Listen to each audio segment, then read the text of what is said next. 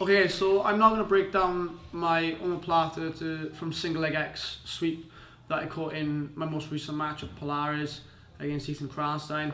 There is already a breakdown online of this sweep, but I thought I'd just give you my take on what details I was focusing on. So the initial setup came from myself sitting back and attempting a leg lock position.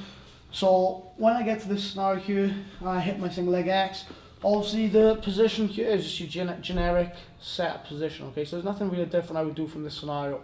So what Ethan was doing, Ethan was grabbing my head here. So he was actually controlling kind of his own posture, okay? He was maintaining his own posture, but he was actually pulling me into him as well. So my focus immediately always goes to the outside arm. And that's whether I get this thumb under grip like I've got here or this thumb down grip, okay, like the thumb up or thumb down. So I just want to establish one on this hand. The reason I want to control this hand is because generically he is now going to get my foot off his hip by applying hip pressure forward and work this foot off. And then if I drop underneath to the X, if I don't have this wrist control, he's going to take this wrist to my shin and then perform a back step pass on me. Okay, so I don't want that to happen, so I'm always going to control this wrist. So when I come to this position, I really want to make sure that I cannot allow my partner to take hold of this shin, because that's going to allow them the freedom to pass. So when I'm in this position here, look, I had single leg X, and my heel got pushed off the hip. So my outside leg is now disengaged. When this happens, guys, you've got to know that the back step is still going to be the killer of the guard, and it's still going to be the primary position they're going to try to achieve. So what I always do here is I always bring my knee back to my shoulder. So I pull my outside knee back into my shoulder. I will spin now to show you the positioning, but I just want you to see how it affects my partner's ability to pass my guard. So if he now performs a back step, even without the shin here, with my knee fully pulled in like this, he's going to struggle to establish any positioning between my armpit and hip. And this is the crucial space that you want to maintain all of the time when playing guard. It means that he won't get to knee on belly, mount, side control. He's going to be stuck on this pass. So look, when he comes back into this position, I'm like this, single leg X. He comes in, grabs the head, I grab the hand. He pushes my heel off my hip.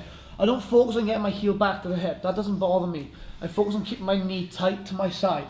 From this position, I'm actually going to circle this foot inside now to achieve the X, but only on the same side leg. I'm not going to the conventional X guard. Okay, so I'm here on this leg. From this scenario, my partner's still got my head and he's still pushing that posture in. So there's not really enough space right now to create the omoplata. So what I'm going to do is I'm going to use a little bump on my leg. So I'm going to push towards this leg of my opponent. I'm going to start loading the weight into him. So I extend this way to make sure the distance here, this gap between his elbow and knee, is sufficient to get my leg through. From this position, I start to shoot my leg through. When I kick my leg through, this is one of the biggest things I look out for, and I actually thought, this is why I was a bit hesitant in the match, I actually thought potentially he was baiting me for a leg lock tie-up. So when I kick this leg through, what I don't want to do is I don't want to kick it through nice and tight to his hip. If I kick it through nice and tight to his hip, he will use an overhook on my leg and sit back and then start attacking the knee bar. Okay, so this is one of the things I'm actually very cautious of when kicking through in this scenario. So when I'm here, look, what I'm going to do is I'm actually going to extend and then I'm going to kick through to the armpit. And it's really key, so I've got to try and glue the crook of my knee into the back of his armpit. Then I start to rotate outwards to start getting the sweeping position. When I achieve the sweeping position, if you look at us, we're actually in a mirrored scenario now, as in he's in an omoplata on me as well. If we link hands like this, look, and he kicks through, he would actually be an omoplata as well. So if I kick and omoplata him, he could omoplata me back. So in this scenario, when you're here, I'm going to keep hold of the ankle tight. I'm going to keep hold of the ankle, and then I'm going to control the shoulder. So make sure the shoulder is sucked in to this shin. The more this is glued together, the better it is for me.